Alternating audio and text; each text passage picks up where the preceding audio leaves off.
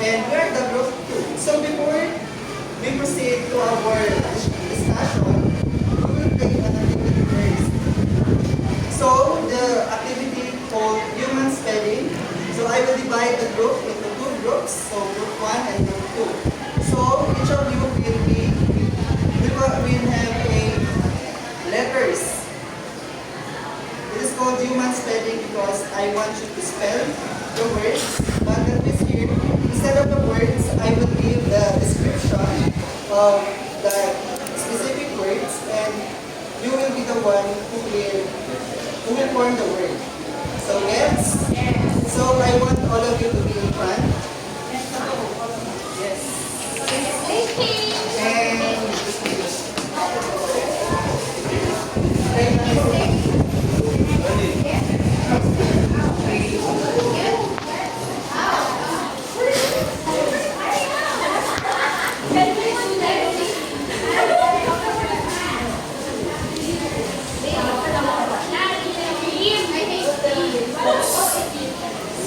So are we settled now?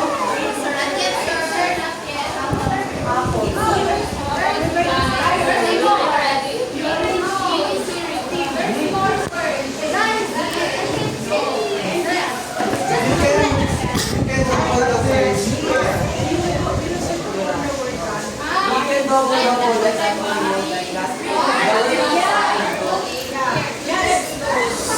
Are we settled? So, it's okay. So we will have a trial first. Trial. So for yes, kindly move the chairs backward.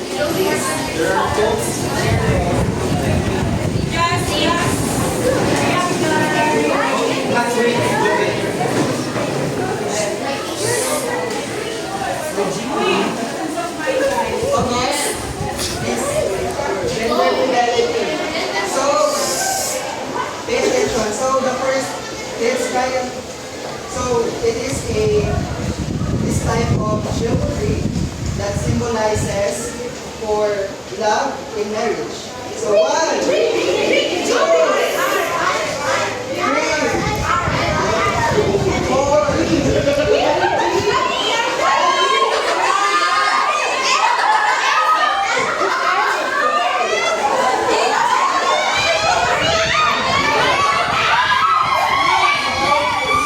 The first group got 0. So next.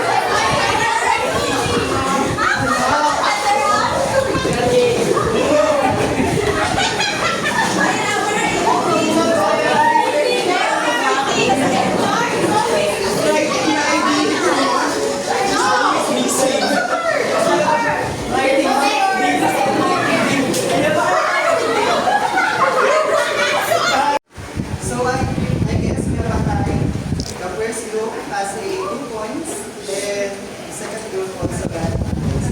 So guys, can you guess what will be our lesson for today? Yes, Mrs. Arani? Gender care rights.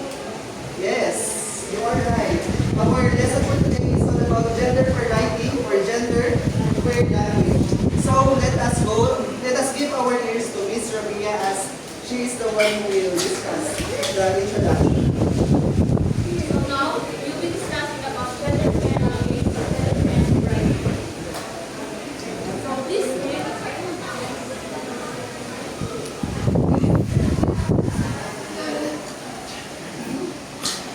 Gender care aims at reducing gender stereotyping and discrimination. so gender care language is the practice of phrase or expressions that avoid bias towards a particular sex or gender. So the goal here is to ensure that language is reflects equality and does not reinforce stereotypes or exclude anyone based on their gender identity. So next we have the third division. This is yes, Mr. Wilson. Achieved, for example, by replacing human beings with gender and more So neutralization is the process of replacing gender specific terms with gender neutral ones. This avoids to imply a specific gender equality. So, for instance, neutralization. For instance, the word policeman changed to the word of police officer. This avoid using gender. This will exclude anyone with other gender identity. So next one we have feminization. Yes. Feminisation relies on the use of feminine form to make female reference. So feminization is the practice of predicting or using female-specific terms to represent women, often in contexts where the male or gender neutral terms are common. So for instance, using actress instead of actor specifically refers to a female performer. Next we have sexism in language. Yes, please. Sexism in language. It is inherently discriminatory language, whether written or spoken, that implies classified sexual bias against or good or unusual, usually women, but sometimes men. So sexism in language, it explains that language discriminates against people by suggesting, often without valid reasons, that one gender is inferior or less capable than the other. So next one we have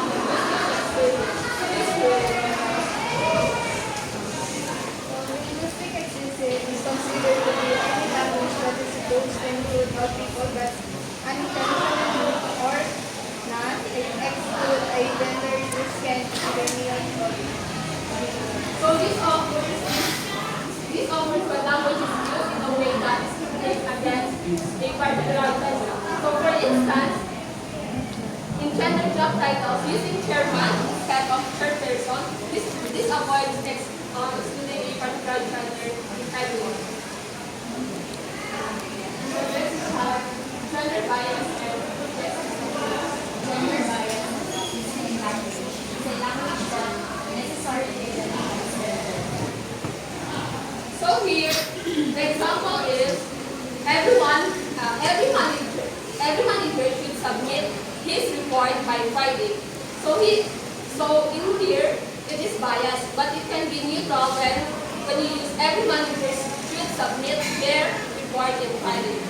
So this explains that managers are male, while there is inclusive for all.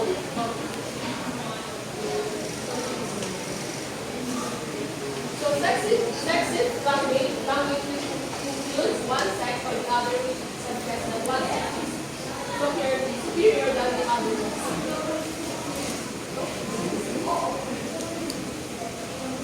So the memorandum here is to eliminate gender discriminating, gender or sexist language in business,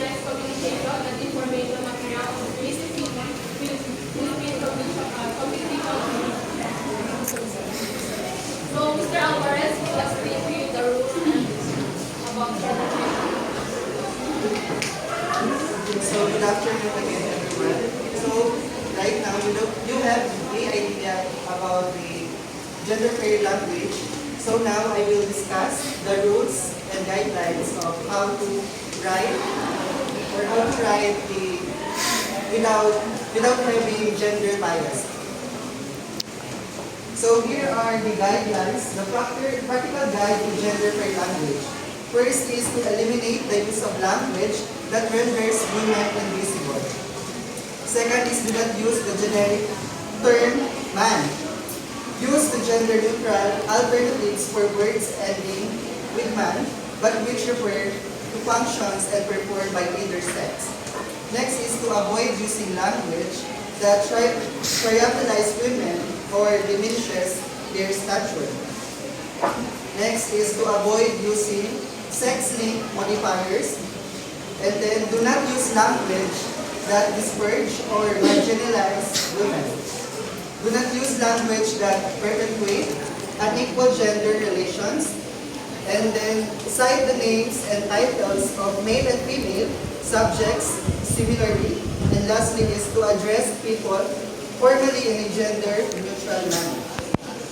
So, before we proceed to the guidelines, I want you first to know the table of personal pronouns. So for singular, the first person we use is I, my, me, mine. For the second person, you, your, and yours. Third person, it, she, her, him, its, hers, and his. So for plural, the first person, we, our, ours, us. Second person, you, your, and yours. And third person is they, them, and theirs. So first guide is to eliminate the use of language that renders women invisible. So we need to avoid using the general pronoun, which is the he, him, and his. So in the past, we use he, him, and his pronoun to modify both male and female. So now, the pronoun for women are, we have now the pronouns for female, she, her, and her. So for example, a good teacher will always be part of his student's life. So a good teacher will always be part of his student's life. That is in the statement referring to both male and female. So it is something biased because as we all know that this is only referring for male. So to make it gender fair, we can plural. We can make the singular noun to plural. So instead of this, we can use the plural pronoun there. So teacher will always be part of their student's life. So in here we can tell that it is both for male teachers and female teachers. So also we have here is the delation and the substitution. So a teacher will always be part of the student's life. So we delete the pronoun and substitute it with the determiner, which is the that. So another example is each of the reporters finished his work on time. So as we can see here that it is very gender biased because of the his pronoun is used. So to make it fair, we can use or we can make the active voice into passive. So in here we can say that the reporter's work was finished on time. So the reporter's work was finished on time is more fair. It's more fair and just. Another example is do not use the generic man. Instead of man, we can use people, person, individual or individuals, human, humans, and human beings. Mankind or humankind, humanity, or human race. Manhood is adulthood and maturity. So for example, this nightmare is indeed a possible future for mankind. So, it uses only mankind, which is referring only for male. Yeah. So instead of mankind, we can use another term for this. So the nightmare is indeed a possible future for humankind. So it is more generic or generalized that includes both male and female. Another example is use gender-neutral alternatives for words ending man, but which refer to functions performed by either sex.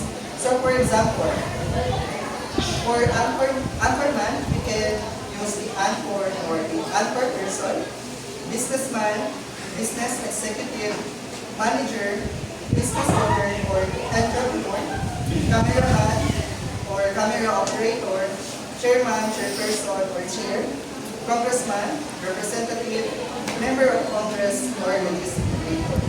So this man or the word ending man is very biased as for example the anchorman, both gender can play the anchorman. The anchor, for example, in broadcasting, and also in businessman. It's not only for male. So, the example here is a Malaysian businessman is the biggest investigator. So, Mr. Halil,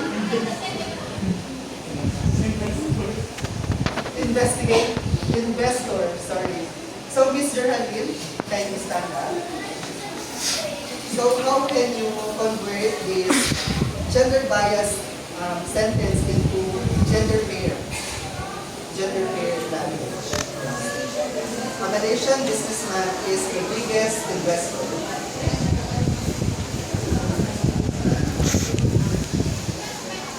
You don't have any idea? Okay, can you sit down? Yes, Mr. Lozano. Business person. Yes. Or we can say a Malaysian business executive or manager, business owner, or entrepreneur is the biggest investor. So are we clear now? This is clear. Yes. Are you clear?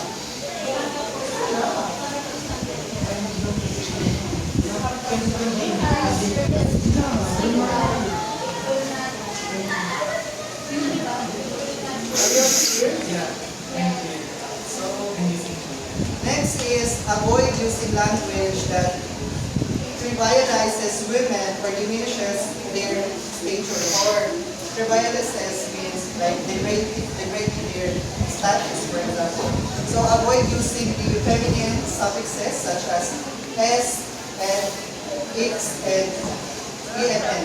So for example, we can use the actor or actresses, aviator or aviatress, comedian or hero for heroine, usher for usher. So, for those who don't know what is aviator or usher, aviator is a female person who control the plane, yes, or a pilot. And the usher,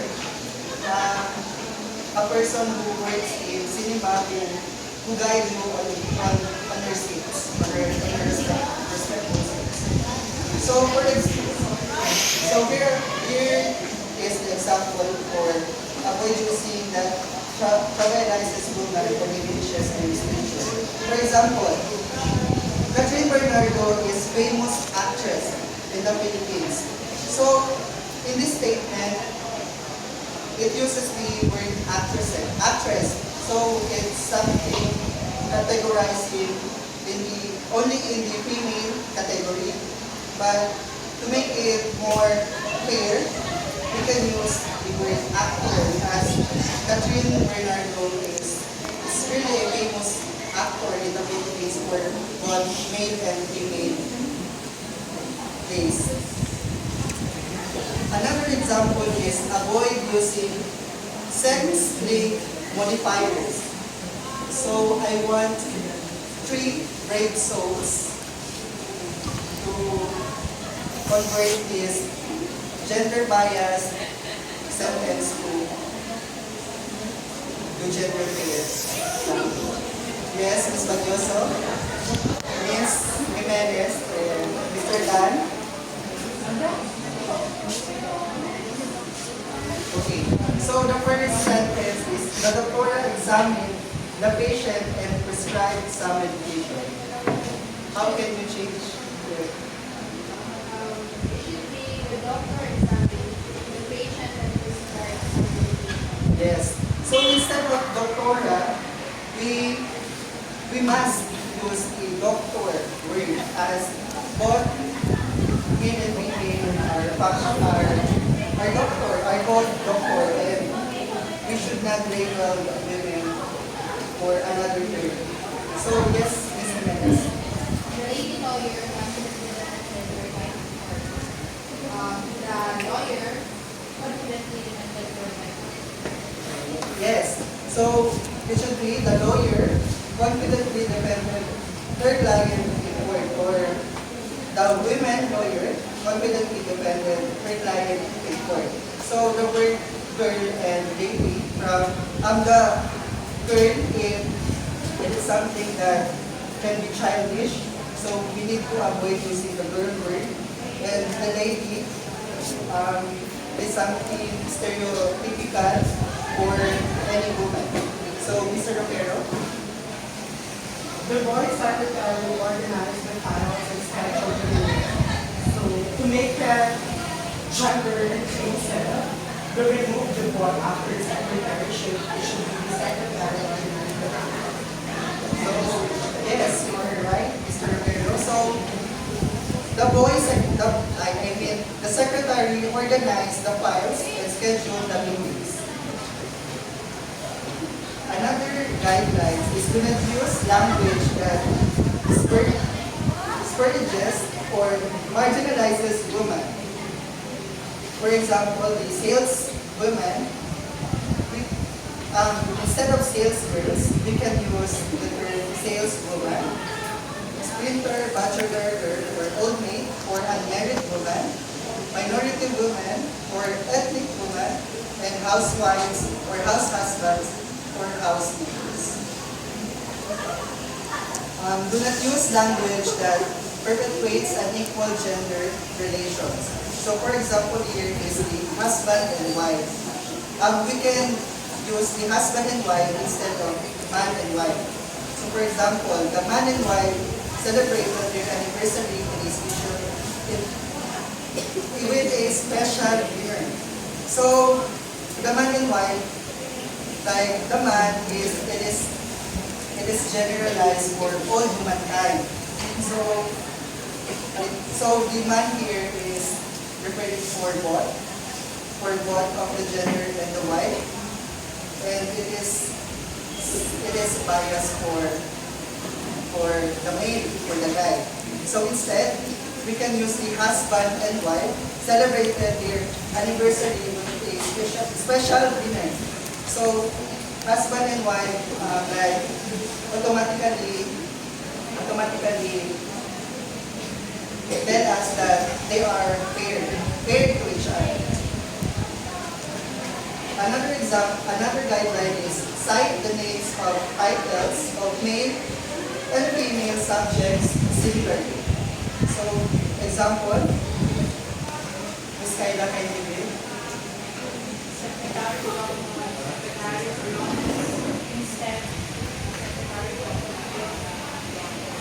So we must use the titles of the person. For example, Secretary Jokno and Secretary Briones instead of Secretary Jokno and just called Madam Briones for the other person.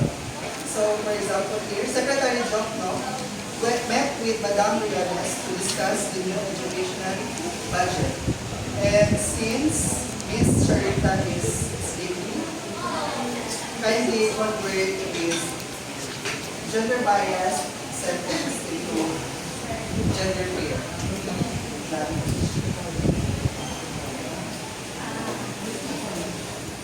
Secretary Jokno and Secretary. So we remove secretary and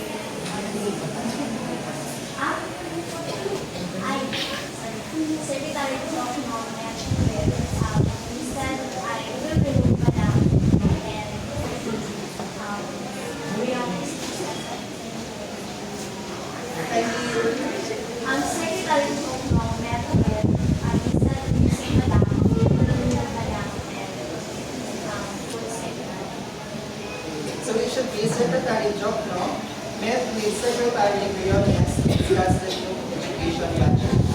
So are we clear? Are they together? It's just an example.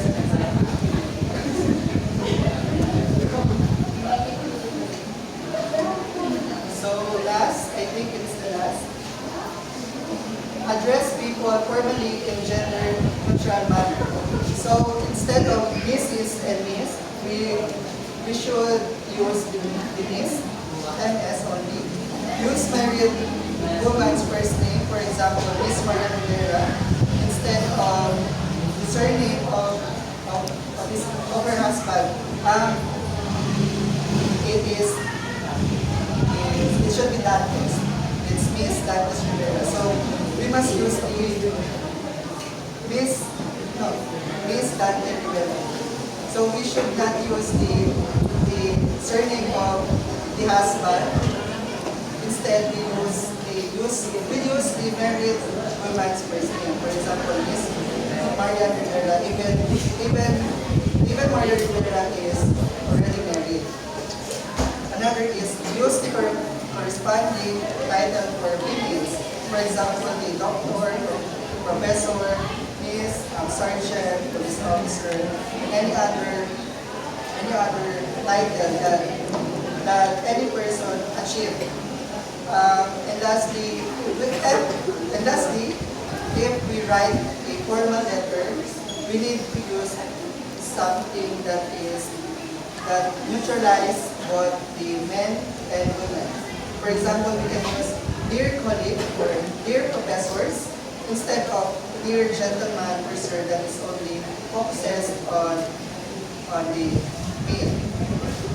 So that's the end of our discussion. Are there any questions, queries, or suggestions?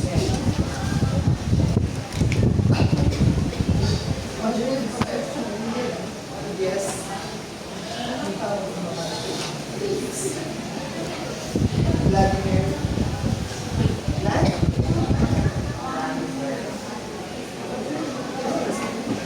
What time is it? So I guess we still have a time for the 10-item activity. Number 1. Remove all the things in your country.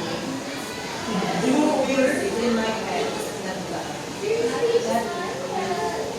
Delete it off.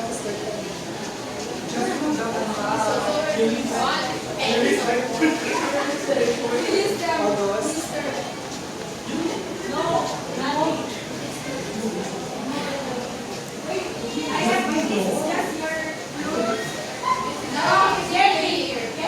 Silence, please. Can you start? So number 1. Number 1. It aims at reducing gender stereotyping and discrimination. Again, it aims at reducing gender stereotyping and discrimination.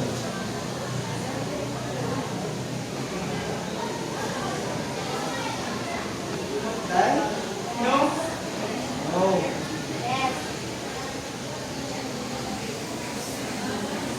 Number 2. It relies on the use of feminine forms to make female reference visible. Again, it relies on the use of feminine forms to make female reference visible.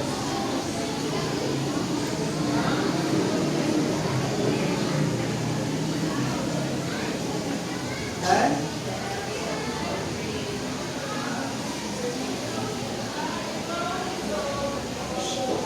Number 3, it is considered to be any language that is supposed to include all people, but unintentionally excludes a gender. This can be either male or female. Again, it is considered to be any language that is supposed to include all people, but unintentionally excludes a gender. This can be either males or females. Miss Bernalyn and Mr. Kayamare. Can you repeat the question?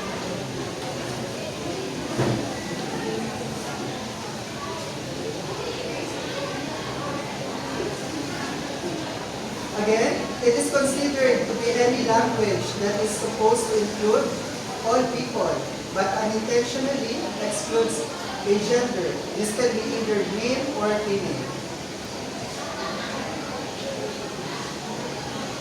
Then, number 4, it is a language which includes one sex or the other, or which suggests that one sex is superior to another.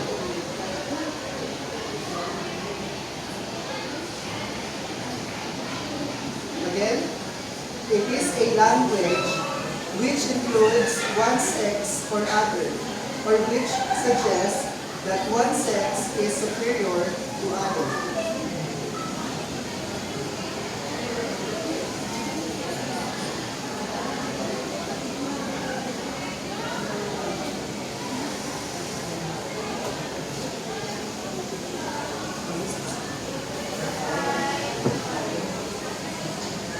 Number 5, or number 5?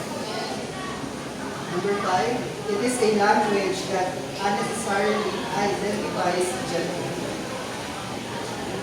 It is a language that unnecessarily identifies gender.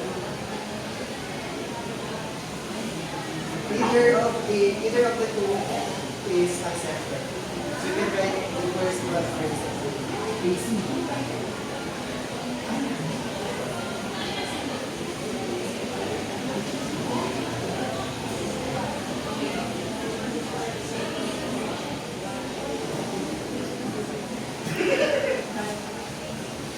Done?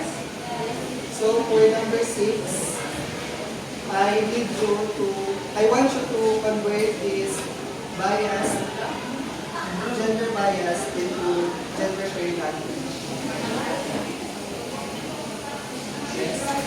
We have to write all of these sentences. For our part.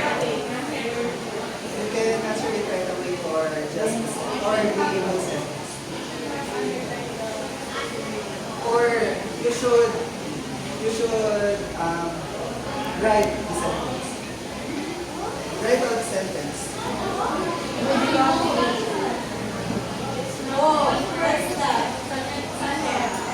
You can use the back version.